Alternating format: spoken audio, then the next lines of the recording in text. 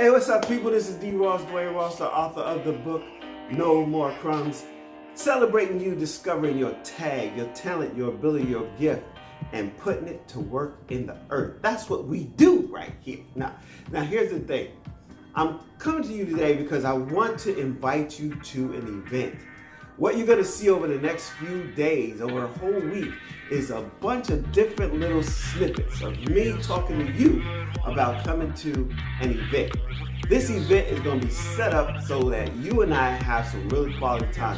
This is going to be a live event virtually from anywhere you want to be in the world. You're going to log in and it's $27. I'm going to put that right up front. $27. We're going to have dinner. All right? But you got to pay your way. All right? $27. And you're going to be on the other side with me from Thursday, Friday, and Saturday. And what this is going to be is going to be 2 hours on Thursday, 2 hours on Friday, 3 hours on Saturday. So it's going to be 7 to 9, right? 7 p.m. to 9. Then it's going to be 7 to 9. And then it's going to be 9 to 12. All right? And in that time, I want to talk to you about discovering your tag, your talent, your ability, and your gift. See, a lot of times we go through things in life, and what it is, we say, oh my God, look what happened to me. And there's another way to look at that, where you say, oh my gosh, look what happened for me. But a lot of times you don't see the for me until way after. You know, you were in it right now. You had it happen to you, and you've been going through life with it on your shoulders, in your spirit, in your way of being. So what happened to me was something I hope never happens to other kids, and that's the fact that I was 8 years old playing with whatever, my cars or trucks or something on the floor with my brother, and we both were just playing. And my mom was talking, and she was sitting in a chair by the window at 5F over there in the Bronx, and then my mother stopped talking.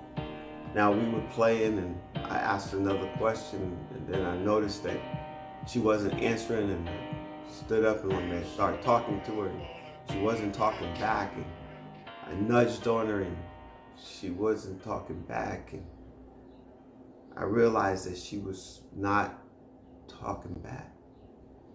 And I wasn't taught at that time about 911 or anything like that. I was just taught to talk to my uncle who lived in the next building. So I ran to get my uncle, left my little brother at the feet of my mom who was dead. And I got my uncle, and they came, and paramedics. Next thing you know, the house was full of people, and my mother was gone. And over my life, I was angry and didn't realize it. I was a kid that didn't know how to really show and express his love. And I grew up also mad at the world and mad at my mom. I really didn't know I was mad at her for leaving. And then there was another person that I was looking for, but he wasn't there either, and that was my dad. Because I didn't have a father. At 2 years old, he left. You know, he's a military guy. Marines called him, and he had the uniform on, and Vietnam was happening, and he went. And when he came back in a way that he didn't come back to his family. And it was 32 years old that I first heard this frail voice, on the other line. And it was my dad, my father at the same time. It reminded me of the pain it was as a kid. You know, I have a vivid memory. You know, I was pretty good at football, and but I was small, and they always would say, if you just get taller, you'll be really something, you know. And I remember I was on what's called a traveling team, John J. Burns Park, Massapequa, and I was running back, and I scored the first touchdown in the game on a 24-26 trap. I think it was 24-22 trap. But anyway, I got the ball. I'm on the 2-yard line. We're right there at the end zone of the other team. They could sack us or whatever. And I bust through the line. I get the ball. I'm gone. right? And they said that I ran like Gale Sayers. And if you know Gale Sayers, he was a running back for the Chicago Bears. And so I'm running and I'm doing my thing, right? And I get there and it's touchdown, right? And the place erupts. Everybody's yelling and screaming and doing all this cool stuff. And I made this touchdown, but I knew that I had nobody to share it with because my dad wasn't there and my mom wasn't there. It was just the people in the audience. And maybe I think my sister was there. Because half of the family was too busy on the Saturday to go to the game. It was a Super Bowl. And I was one of the top players across the whole county. And I was the top player for the county for a couple of years. And I was in the newspaper. And it's amazing today that I have a son that's in the newspaper. And he's the top defensive player in the world. It's amazing. But I'm telling you this story is because that was my life that happened to me. But what did it do for me? Years ago, I worked with a youth to work program. My supervisor said to me, can you create something that would help our young people? And I said, I guess I definitely can. And there was this new kid that, she had talked about, and she said his name is Joseph Williams. And I said, hey, Joe. He came and we met, and he had this paper with his ideas on it. And I had the idea of what I was already talking to Betty about. And I said, man, we're going to make a program. And he started doing some stuff. I started doing. And what we wind up having was the Youth to Work program for San Bernardino County. And that Youth to Work program touched the lives of the kids that were like me. These were what they call Title I kids that they throw away, the ones that they send to jail, incarcerated, no parents, no father, on drugs, had drugs, kicked out of school. Nobody's gonna, those kids. Yeah, we were those kids, right? And I created a program that won the National Association for Counties Award. And it allowed us to propel to the Workforce Investment Board. And it allowed the state to look at it as a model for the state. And they piloted in Riverside, California, right next to San Bernardino, California. And they turned it into something that was so amazing that they actually put it as the model for the state of California. I was an employee at that time, so, I'm just doing my work. But what I'm saying is that it impacted many, many lives. Fast forward, I had an opportunity to sit down with someone named Sandy Harmson. You guys can see her. I always say Joseph and Sandy and Steve, those are my three people that my life would be just totally different had they not been in it. But here's the thing. This is what I wrote in my own class, right? Imagine. And I was imagining because I took the class. And it reminded me, and in here it tells me what kind of home I was going to be in, what kind of business I was going to have, what kind of money I was going to have, where I was going to be, what I was going to do. And in this, it talks about what I was going to do. And what I was going to do is what I'm doing right now. And the amazing thing is that it happened for me. See, another thing about those kids was they didn't have their parent, they didn't have their mom, they didn't have their dad, or they had one or the other, or whatever was happening. But some of them was in foster care. You see, for me, foster care was a rough thing because I had a foster care parent who abused us. A woman who put me upside a wall and took off her shoe. One of those cork bottom shoes that, they're real high. And she asked me a couple of questions about a test that I took that I passed. And when I was young, I was real smart, so I didn't really study a lot. It was just like it came to me. And she said, you didn't study. I know you didn't study. How did you pass this test? And she said, you must have cheated. And I said, no, I didn't cheat.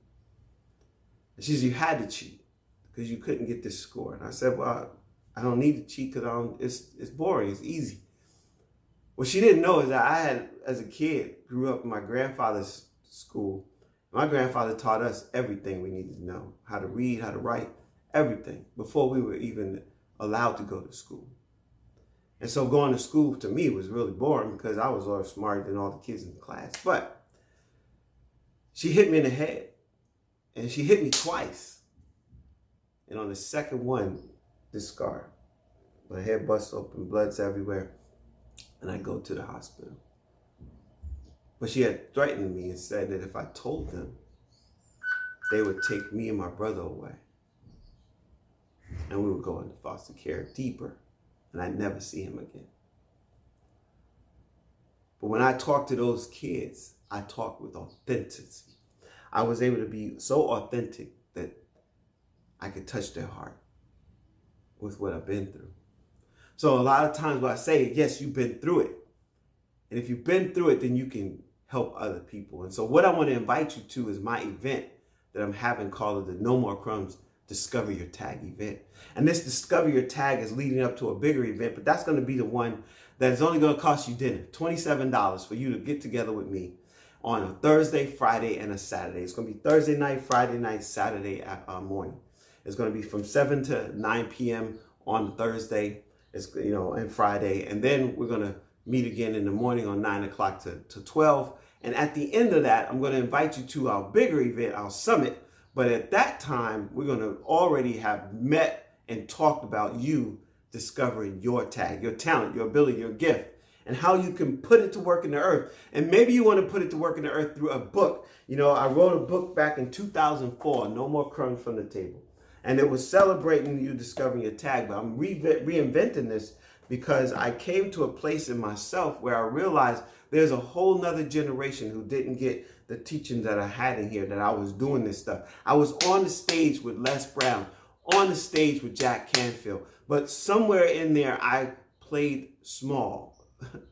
I decided to just go to work, and I didn't expand. I did the side hustle thing for years. Make a little money here, make a little money there. Now I had a 10-year contract at one time, working part-time from home, making $70,000. $70,000 today is nothing because $50,000 is poverty.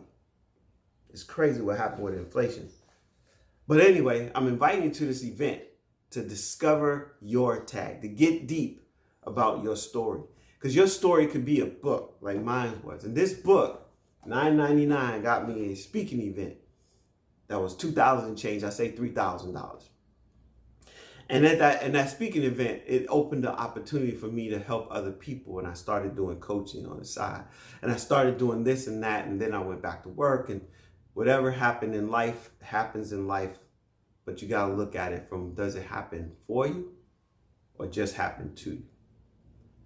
So another thing that I spoke about that now I can help people with is this idea of growing up without parents. I don't know what it is for other people when they get real mad at their parents, and it's like, at least you had a parent.